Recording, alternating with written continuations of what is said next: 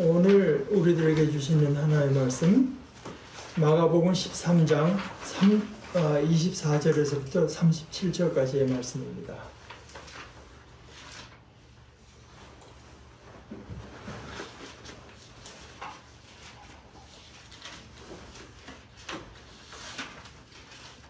그러나 그 환란이 지난 뒤에 그날에는 해가 어두워지고 달이 빛을 내지 않고 별들이 하늘에서 떨어지고 하늘의 세력들이 흔들릴 것이다. 그때의 사람들이 인자가 큰 권능과 영광에 쌓여 구름을 타고 오는 것을 볼 것이다. 그때에 그는 천사들을 보내어 땅 끝에서 하늘 끝까지 사방에서 선택된 사람들을 모을 것이다. 무화과 나무에서 비유를 배워라. 그 가지가 연해지고 잎이 돋으면 너희는 여름이 가까이 온 줄을 안다. 이와 같이 너희도 이런 일들이 일어나는 것을 보거든 인자가 문 앞에 가까이 온 줄을 알아라. 내가 진정으로 너에게 말한다. 이 세대가 끝나기 전에 이 모든 일이 다 일어날 것이다. 하늘과 땅은 없어질지라도 나의 말은 절대로 없어지지 않을 것이다. 그러나 그날과 그때는 아무도 모른다. 하늘의 천사들도 모르고 아들도 모르고 오직 아버지만 아신다. 조심하고 깨어 있어라. 그때가 언제인지를 너희가 모르기 때문이다. 사정은 여행하는 어떤 사람의 경우와 같은데 그가 집을 떠날 때 자기 종들에게 권한을 주어서 각 사람에게 할 일을 맡기고 문지기에게는 깨어 있으라고 명령한다. 그러므로 깨어 있어라. 집주인이 언제 오는지, 저녁녘일지 한밤중일지 닭이 울 무렵일지 이른 아침녘일지 너희가 알지 못하기 때문이다. 주인이 갑자기 와서 너희가 잠자고 있는 것을 보게 되는 일이 없도록 하여라. 내가 너에게 하는 말은 모든 사람에게 하는 말이다. 깨어 있어라.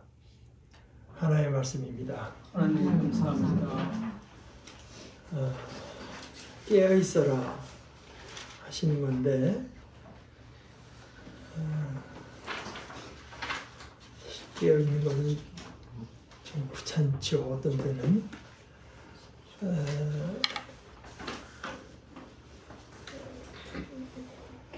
그래도 귀찮은 거를 이제 감수해라 하는 의미에서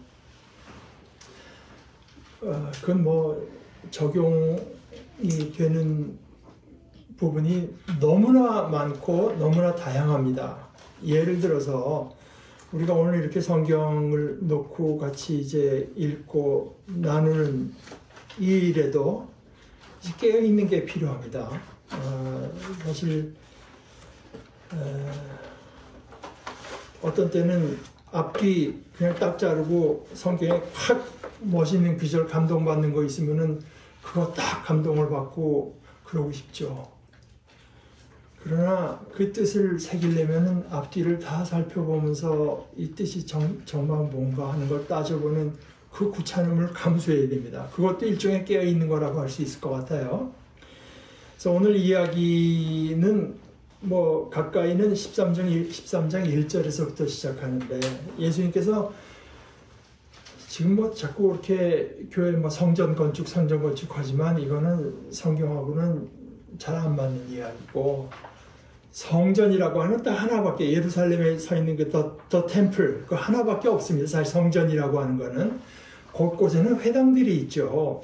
근데 뭐 무슨 성전이 이렇게 많은지 알 수가 없어요. 근데 예수께서 성전을 그 성전이 얼마나 그러니까 예수님 당시에도 그 이제 두 번째 성전이거든요. 처음에 솔로몬이 지었고 그 뒤에 이제 뭐 학계 그 페르시아로부터 귀환한 사람들이 복구한다고 하다가 대헤롯 그 사람이 건축에 굉장히 관심이 많고 그런데 그 이때 이제 대대적으로 이제 지어진 그 소위 세컨드 템플이라고 합니다. 제2성전기. 그것이 너무나 웅장하고 아름다워서 그야말로 그때 뭐 고층 건물이 있으니까 뭐가 있습니까? 아주 먼 거리를 그 건물이 지배할 정도로 웅장하고 아름다웠다고 해요. 근데 예수님께서 이제 성전에서 뭐 설교하고 가시다가 떠나가실 때 제자들 가운데 한 사람이 예수님께 말합니다. 이게 얼마나 굉장한 돌이고 얼마나 굉장한 건물입니까? 예수님께서 너희 큰 건물을 보고 있지. 여기에 돌 하나도 돌 위에 남지 않고 다 무너질 것이다. 그래서 이 성전이 무너지는 이야기를 하시다가 이제 여러 가지 그 앞에 4절을 보면 이런 일이 언제 일어나겠습니까? 그러니까 이 사람들에게는 성전이 무너진다고 하는 거는 우리 지금 뭐 청와대가 무너지고 이런 것과 비교가 안 되는 겁니다. 사실 그 성전이라고 하는 건 자기들의 모든 삶과 거진 존재의 중심이라고 할 수 있는 것, 그것이 산산조각에 다 가라앉는다고 하니까 이건 뭐 세상 끝날이나 이제 마찬가지인 건데요. 그리고 거기는 하나님께서 거하시는 곳인데 거기 뭐 하나도 안 남기고 무너진다고 한, 얼마나 우리가 상상할 수 없을 정도의 엄청난 충격적인 발언이었다고 하는 걸 우리가 염두에 둬야 되죠.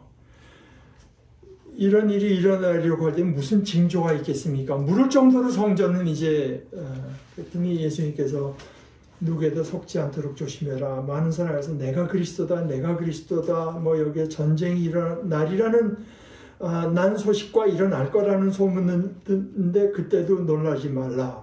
뭐 전쟁이 나고 지진이 곳곳에서 일어나고 기근이 드는데 이런 게 전통의 시작이다.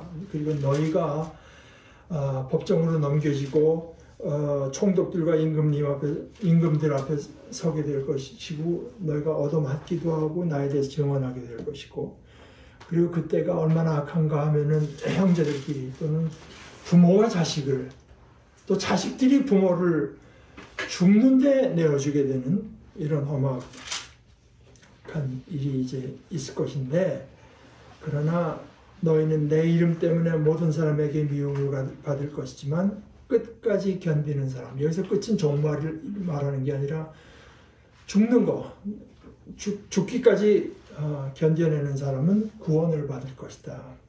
그러면서 또 하나 예언하신 것이 황폐하게 하는 가증스러운 물건이 서지 못한 거에 선 것을 보거든 다 도망해라. 뭐 지붕 위에 있는 사람 내려오지도 말고 집 안에 모여 있는 사람 꺼내려고 들어가지 말고 뭐 그날에는 아기 벤 여자 또 그 애 딸린 여자가 불행한 도망가기가 힘드니까요.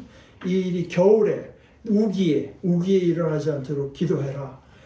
그날에 환란이 닥칠 것인데 그런 환란은 하나님께서 세상을 창조하신 이래로 지금까지 없었고 앞으로도 없을 것이다. 주님께서 그 날들을 줄여주지 않으셨다면 구원받을 사람이 하나도 없을 것이지만 주님께서 당신이 선택한 사람들을 위해서 그 날들을 줄여주셨다. 그때 뭐 거짓 그리스도가 날 것이고 그럴 때 그들이 행하는 표징과 놀라운 일에 홀리고 그들에게 속지 말라.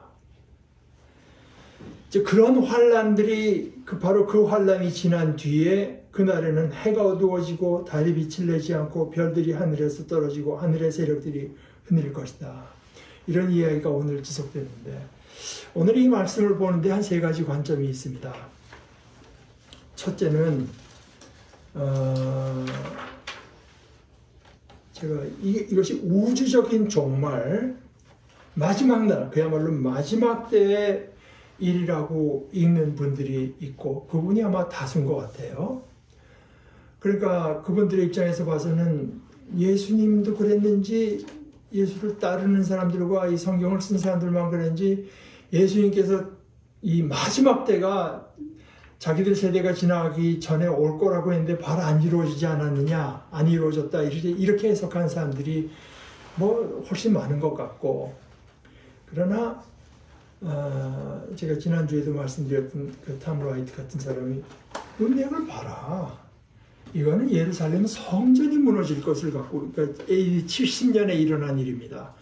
유대 전쟁 때 그 로마군이 와서 그냥 완전히 박살을 낼 그 일을 이제 얘기한 거다. 그러니까 사실 뭐 해가 어두워지고 달이 빛을 내지 않고 별들이 하늘에서 떨어지고 하늘의 세력들이 흔들리고 그때 사람들이 인자가 큰 권능과 영광에 쌓여 구름을 타고 오는 것을 보고 그때 그가 천사들을 보내서 땅끝에서 하늘까지 사방에서 선택된 사람들을 모을 것이다 하는 걸 보면은 이거는 그야말로 마지막 때의 일, 우주적인 종말을 말을 했다고 읽는 것이 굉장히 자연스럽게 보이죠. 그러나 그 탐 라이트의 말대로 아니 그런 상황에 어딜 도망간다는 얘기냐. 그때 도망가라고 예수님께서 말씀하신 아니 그 마지막 우주적인 파국에 우주가 다 파국을 어딜 도망간다는 소리냐.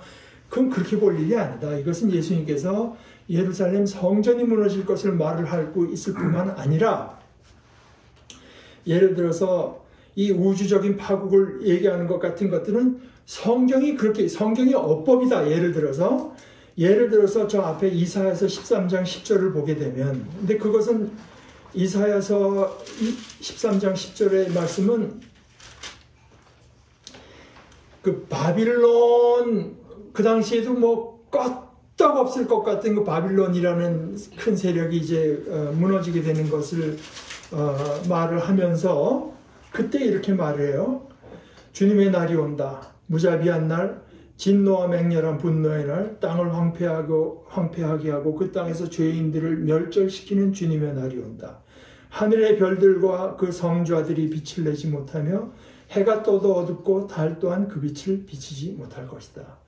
이것은 뭐 누가 봐도 이건 틀림없이 바빌론이 이제 무너질 것을 말을 하면서도 이런 우주적인 파국의 용어를 써서 말을 하는 것은 성경의 어법이지 그걸 그냥 그야말로 우리가 아는 우주가 그렇게 된다는 뜻으로 고지고대로 들어서는 우리식으로 읽어서는 안 된다.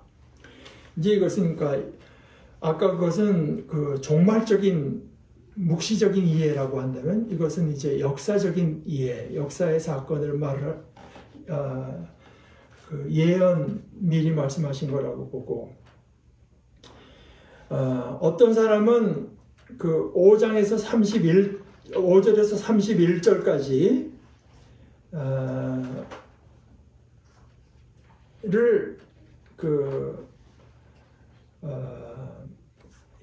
역사적으로 성전이 무너질 것에 대해서 말을 하지만 그러나 32절에서부터 37절까지는 그야말로 종말적인 내용이다.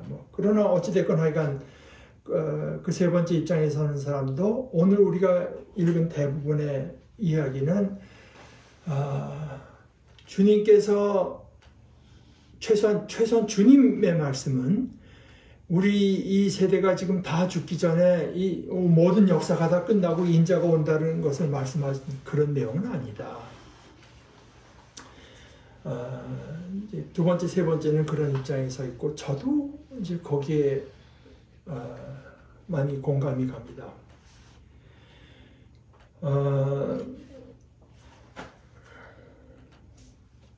그러나 여러분들이 읽게 되는 많은 성경 해설 같은데도 예를 들어서 우리가 지금 제가 성경 공부하면서도 자주 인용하는 독일 성서공회 해설이나 주일이 성경 해설 같은데도 당연히 이것은 마지막 때의 일에 대해서 예수님께서 말씀하신 것으로 그렇게 이제 이해를 하고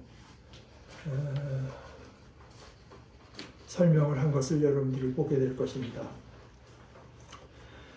그런데 예를 들어서 예수님께서 그때 지금 말씀을 하신 때로부터 한 40년 후에 있을 예루살렘 성전이 완전히 허물어지고 하는 이런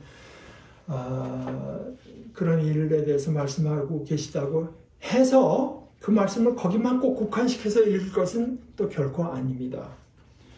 예를 들어서 31절에 하늘과 땅은 사라지겠지만 나의 말이 사라지는 일은 절대로 없을 것입니다.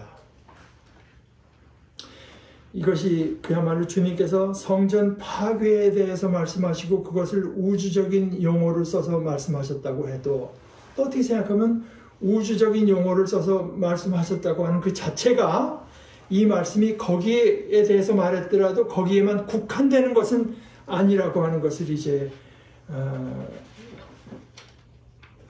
알 수 있게 해주죠. 오늘 말씀에서 오늘 읽은 데서 이제 두 가지 크게 우리가 마음에 둘 것은 바로 그것 같아요. 이 온 하늘과 땅이 지나가더라도 내 말은 지나가 버리지 않는다고 하는 그 말씀을 새기면서 들을 것은 결국 주님께서는 반드시 다시 오신다. 성전이 파괴되는 식으로도 올 수가 있고, 또 하나 미묘하지만 마가복음 같은 데서 볼 수 있는 것은 예수님과 예수님의 제자들이 어떻게 합니까? 예수님께서 잡혀가시던 밤에 다 도망가죠. 예수님을 두고. 그래서 어두울 때 아니겠습니까? 막판에 대제사장의 뜰에서 베드로는 3번이나 예수님을 부인하고 마지막에 저주하면서 부인하는데, 나 지금 뭐 와서 당신도 저 나사렛 예수와 함께 있던 사람이다. 뭐 하인이 와서 뭐 여자 하인이 와서 말하니까 막 저주하고 하는데, 그래서 그때가 언제일지, 저녁녘일지 한밤중일지 닭이 울 무렵인지, 이것은 여기서 이제 베드로의 경우를 생각하는 것은 참 어떻게 보면 자연스럽다고도 할 수 있어요. 이른 아침녘일지. 그러니까 그렇게 우리의 믿음, 우리가 믿음에 설 것이냐, 믿음과 반대되는 쪽에 설 것이냐 하는 식으로 예수님께서 오실 수 있습니다. 그러나 물론 마지막에 결정적으로 예수님께서 오실 것, 그것이 우리가 아침에 우리의 신앙을 고백하면서도 포함됐던 내용이고, 우리가 지난주, 지지난주 계속 얘기하면서도 함께 나눴던 내용이죠. 주님께서 반드시 다시 오신다. 하늘과 땅은 지나가더라도 내 말은 결코 사라지지 않는다고 하시는 말씀은, 주님께서 다시 오신다고 하는 이 말씀, 다시 오셔서 만사를 하나님의 뜻대로 결국은 회복시킨다고 하신, 완성시킨다고 하는 이것은 우리가 보는 이 세상의 물리법칙들보다도 더 확실하다, 더 흔들리지 않는다 하는 이제 이런 말씀이죠. 그것이 하나고, 둘째는 그 가운데 우리가 할 일은 깨어있는 것이다. 깨어있는다.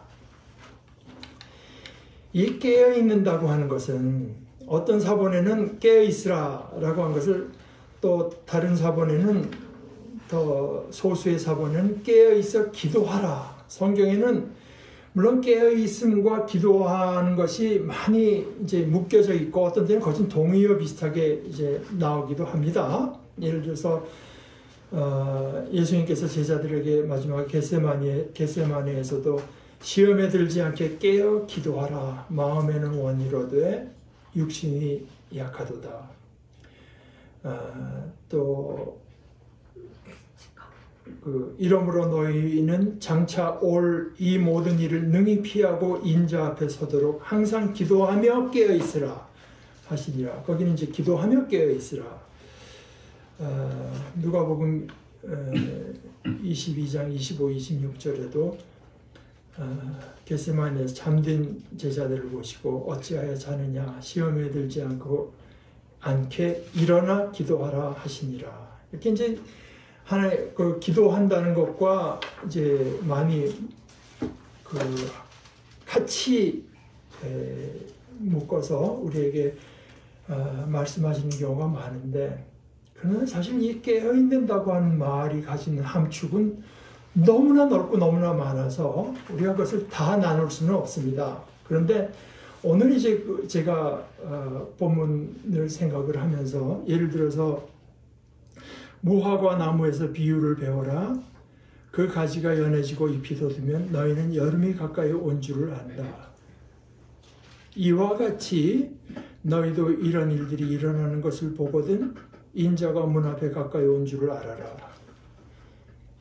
깨어 있어야 그걸 볼 수 있고, 깨어 있어야 알 수 있지 않습니까?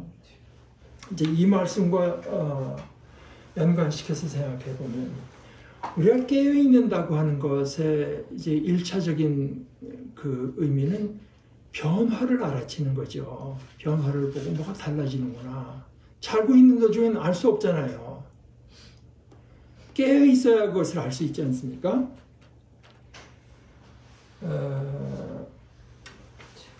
모든 것은 끊임없이 변화합니다. 달라집니다. 사회도 달라지고요. 인간도 달라지고 무엇보다 나 자신도 달라집니다. 제가 가끔 인용하는 이야기지만 뭐 여러분 많이 들어보셨겠죠? 미국에 살다 보니까 뭐 한국에서 미국 온 사람들은 자기가 떠나올 때 한국에 대한 생각을 벗어나지 못한다. 70년대 온 사람은 한국이 70년대 그 한국인 줄 알고 80년대 온 사람은 한국하면 그때 한국을 생각하기 마련이다 라고 하지만 제가 다시 이제 돌아와서 느끼는 것은 한국에서 계속 살고 있은 사람들도 그것은 마찬가지다. 저는 그렇게 봅니다.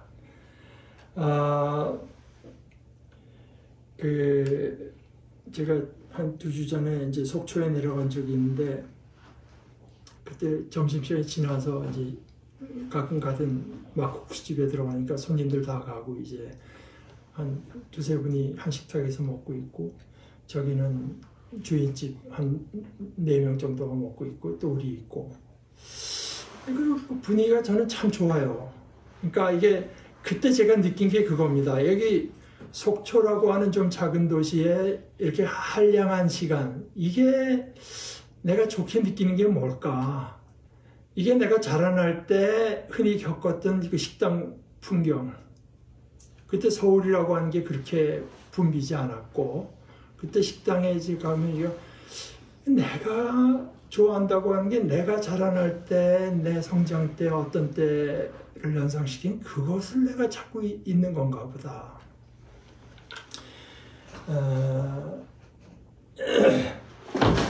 이게 이제 여기서 뭐 제가 잘 모르는 부분이니까 말하기가 좀 힘들지만 그 프로이트라고 한 사람이 어린아이들이 자라면서 한 5단계가 있다고 말을 했어요. 뭐 입, 그 다음에 항문, 생식기, 그 다음에 레이턴트라고 하는 게, 그 다음에 뭐 마지막 이제 제니탈 이렇게 5개로 나누면서 그 어떤 단계에 얘가 발육과 어떤 그 성적인 충동 이것을 그 프로이트가 말하는 제가 이야기하는 우리가 생각하는 성적인 것보다 훨씬 좀 범위가 넓습니다. 이것이 어떻게 이제 상호작용했냐에 따라서 그 사람이 그때를 그리워하기도 되고 뭐 이제 그때를 찾고 이제 이것이 잘 해결이 안 되면은 마지막에 뭐 이상한 걸로 나타난다. 그러니까 어떤 단계 한국에 살고 있는 사람들도 깨어있지 않으면 자기가 어떤 그 자라나면서 겪었던 그때가 이 한국 사회는 이런 거야 하는 생각에 그냥 갇혀 있을 수밖에 없습니다. 우리가 뭐 그렇다고 해서 깨어있다고 하는 게 맨날 텔레비전 보면서 젊은 아이들이 하는 뭐 말을 따라하고 뭐 유재석 같은 사람 하는 말을 따라하고 해서 이 사회를 따라잡는 것은 아니고 그러나 깨어서 우리가 지금 어떤 사회에 살고 있느냐, 이 사회의 모습은 어떠냐, 이 교회의 모습은 어떠냐, 그리고 나 자신의 모습은 어떠냐, 이런 거를 살피지 않으면 우리는 엉뚱한 자고 있은 것과 하나도 다름없는 상태. 그러니까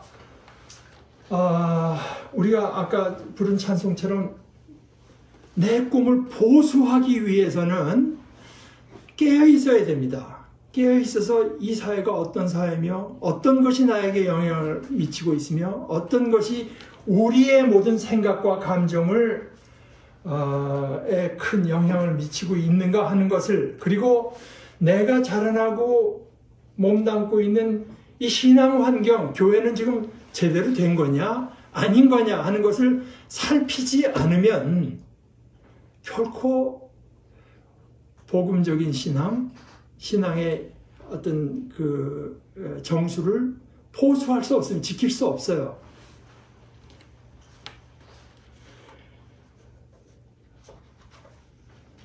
C.S. 루이스가 이 스크루테이프의 편지라고 하는 책을 쓰면서 여기는 이제 그 경험 많은 마귀가 그 신참 마귀에게 이제 조언하는 그런 내용을 쓴 건데, 나중에 이 책이 굉장한 그 사람들의 어떤 인기를 얻고, 그러다 나중에 61년에 가서 이제 그 개정을 하면서 다시 내면서 서문을 썼어요. 그것이 우리가 가진 책에는 부록으로 들어있는데, 도대체 그 마귀의 생각 이런 걸 어떻게 이렇게 기가 막히게 어떤 자료를 갖고 본 거냐 했더니 자료가 내 속을 들여다본 게 다 있는 생각입니다. 이제 그런 얘기를 하다가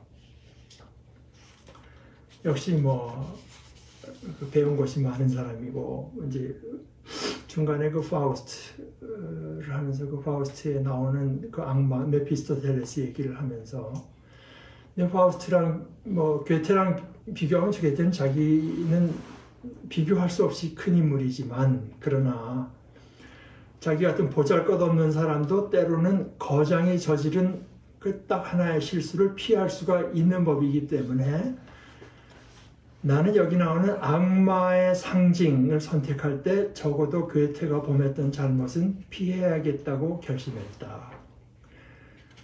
유머는 균형 감각과 자신을 객관적으로 바라볼 줄 아는 능력에서 나오는 법이다. 이 설교에 좀 정치적인 발언이었으면 미안하지만, 제가 이 지금 현 대통령에게 전혀 기대할 수 없는 것이 바로 유머 감각이라고 생각합니다. 유머는 균형 감각과 자신을 객관적으로 바라볼 줄 아는 능력에서 나오는 법이다. 그 밖의 특징이라면 뭐 교만 때문에 죄를 지은 이 존재들에게 얼마든지 부여해 줄 수 있겠지만, 괴테가 메피스토텔레스에게 유머 감각을 이제 가진 것을 묘사한 그건 잘못이다. 악마는 유머 감각이 있을 수가 없다. 이 특징만큼은 부여해서는 안 된다. 체스터튼의 말대로 이 사탄이라고 하는 것은 심각함 때문에 실패했다. 유머가 없어서. 우리는 지옥을 그릴 때 모두가 끊임없이 자신의 체면과 성공에만 신경을 쓰며, 모두가 불평불만이 가득하고, 모두가 시기와 자만심과 원망이라는 치명적일 만큼 엄숙한 열정으로 살아가는 상태를 생각해야 한다.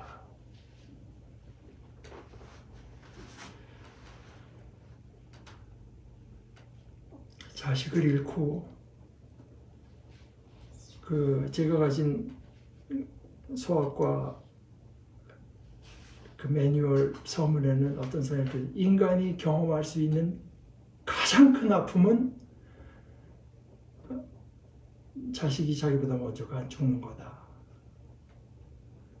근데 10몇 살짜리가 죽어서 애통해하는 사람들 앞에서 피자를 시켜 먹으면서, 근데 그 사람들이 나름대로 뭐 보수적인 사회 어쩌고저쩌고 저 사회를 저런 좌파들한테 뭐 이런 엄숙한 열정으로 살아가는, 치명적인 만큼 엄숙한 열정으로 살아가는 상태를 생각해야 된다. 이것이 출발점이다. 그리고 나머지 상징들은 아마도 나의 개인적인 성향과 시대 상황에 많이 좌우되었을 것이다. 개인적으로 나는 박쥐보다 더 싫어하는 게 있는데 그게 관료들이다. 관료들. 나는 경영의 시대이자 헛다운 펼쳐서 행정의 시대 세계에 살고 있다.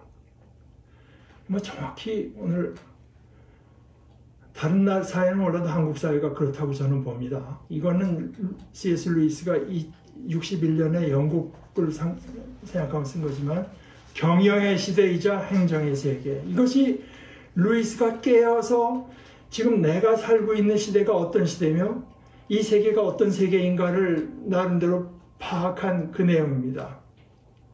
이제 가장 큰 악은 찰스 디킨스가 즐겨 그렸듯이 지저분한 범죄의 소굴에서 행해지지 않는다. 근데 이 사회에 언론을 움직이고 행정을 좌지우지하고 심지어 사법부까지 움직일 수 있는 사람들은 마치 지금도 이 사회의 가장 큰 악이 그런 지저분한 데서 무슨 마약이니 뭐니 이상한 사람들이 와서 들고 이런 무질서함 이런 데서 이제 벌어지는 것처럼 말을 하죠. 그러나 이제 가장 큰 악은 그런 지저분한 범죄의 속을 곧 따옴표를 썼습니다. 에서 행해지지 않는다. 그렇다고 강제수용소나 노동수용소에서 행해지는 것도 아니다. 그런 장소에서 우리가 보게 되는 것은 이렇게 모르게 벌어진 악의 최종적인 결과일 따름이다. 가장 큰 악은 카펫이 깔려 있으며 불이 환하게 밝혀져 있는 따뜻하고 깔끔한 사무실에서 흰 셔츠를 차려입고 손톱과 수염을 말쑥하게 깎은 굳이 목소리를 높일 필요가 없는 점잖은 사람들이 고안하고 명령, 괄호친 안에는 제안하고 제청받고 통과시키고 의사록에 기록하는 것이다. 나는 당연히 지옥에 대한 상징으로서 경찰 국가의 관료 조직이나 아주 비열한 사업을 벌이는 사무실 비슷한 것을 택하게 되었다. 이 책을 이제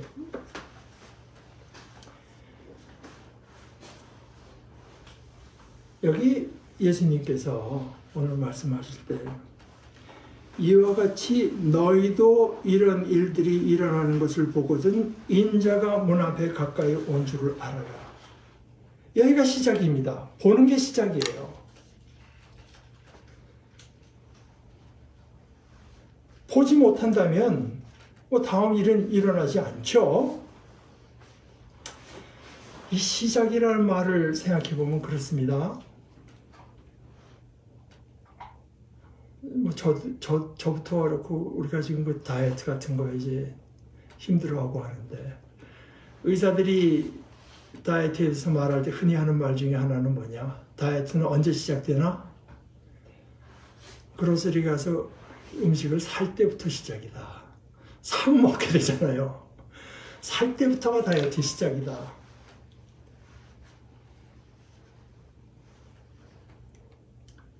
제가 지난주에 이제 말씀드렸지만 왜 갑자기 박 목사 얘기하다가 갑자기 뉴스 출처를 얘기하나. 이런 것 때문에 그런 겁니다. 다이어트가 먹을 것을 사는 것으로 시작하듯이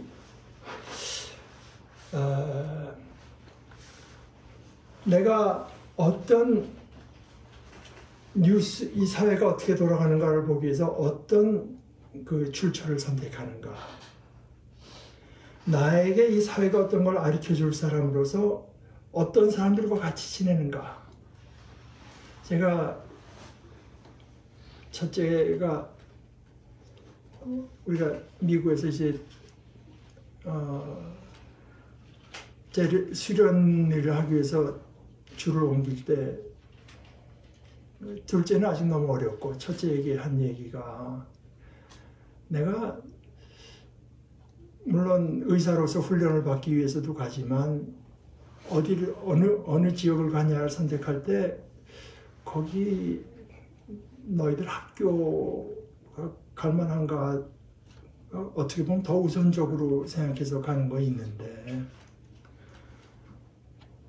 그러나 그 학교보다도 학교는 환경이죠. 그러나 학교보다 네 환경은 사실은 네가 만드는 네 친구들이다. 네 친구. 네가 가서 어떤 아이들을 네 친구로 삼느냐가 네 환경이 된다. 가장 중요한. 그래서 그렇게 생각하면 참 우리말에 친구를 잘 사귀어야 된다는 말이 얼마나 해가 갈수록 참 명언이 되는 것이 가슴에 새겨지는지 모르겠어요.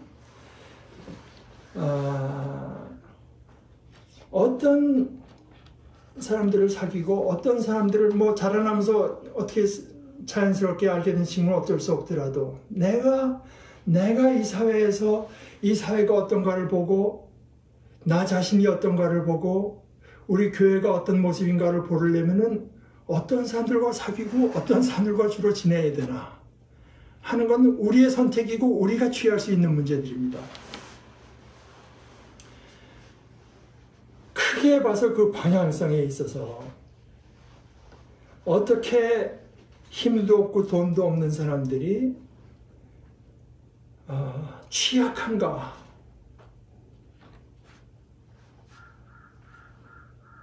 그런 일들이 일어나고 있는가, 일어날 수밖에 없는 환경이 조성되고 있는가 하는 걸 그나마 관심을 갖고 우리에게 보여주려고 하는 그런 책들도 있고 그런 예술도 있고 그런 뉴스 매체도 있습니다. 반대로 그런 것은 좀 이상한 친구들이나 보는 것이, 그런 데서부터 애써 눈을 돌리는 것이 더 품이 있고 더 노블한 것처럼 이제 우리의 눈을 거기에서 돌리도록 유도하는 책도 많고 예술도 많고 언론도 많이 있습니다. 훨씬 더 많이 있습니다. 우리가 깨어있는다고 하는 것은 우리 개인으로도 나 자신도 변화하는 거니까요. 우리가 뭐 마음은 20대라고 하는 게 그 소리 아닙니까?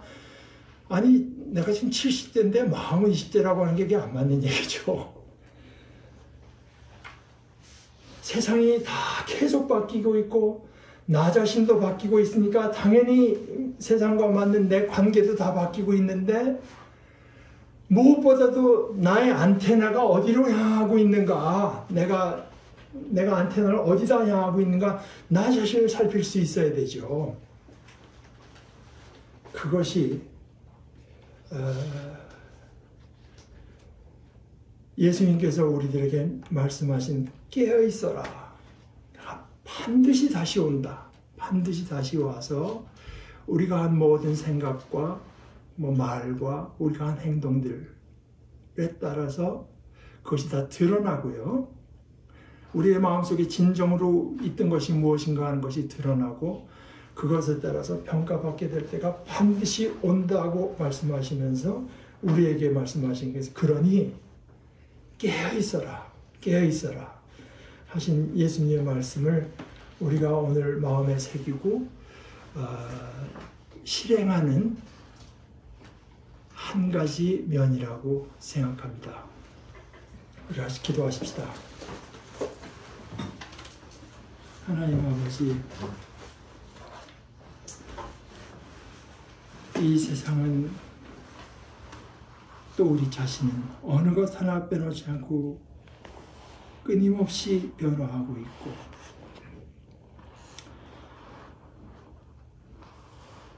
언제까지든지 모양만 달리할 뿐 영원할 것 같은 이 하늘과 땅, 그러나 주님께서는 그것은 다 지나가더라도 내 말은 절대로 지나가지 않는다고 하는 말씀을 주셨사오니, 무엇보다 이 말씀을 저희 가슴 가장 깊은 곳에 새길 수 있도록 저희들 생각과 마음과 감정 모든 것을 지켜주시기를 원합니다. 그래서 주님께서 오실 것을 생각하며 주님께서 오셔서 양과 염소를 나눠 놓을 것을 바라보면서 날마다 바뀌는 이 세상, 날마다 바뀌는 우리 자신이 깨어 있어서 주님께서 오시는 것을 우리의 기쁨 삼을 수 있도록 저희들을 지켜주시옵소서. 예수님의 이름으로 기도합니다. 아멘.